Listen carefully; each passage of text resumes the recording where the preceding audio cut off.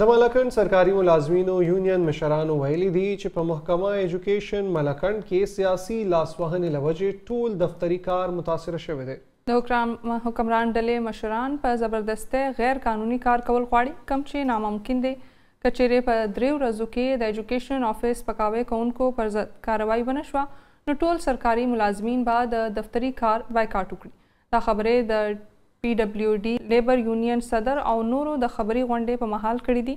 ویناوال ویلي دي چې د ډېرې مودې راهیسې حکمران جماعت په مختلفو ادارو خصوصا فیمیل ایجوکیشن آفیس کې بار مداخلت کوي، د کومې له وجې چې اوس زنانه افسران ملکنډ کې ډیوټي کولو ته تیارې نه دي.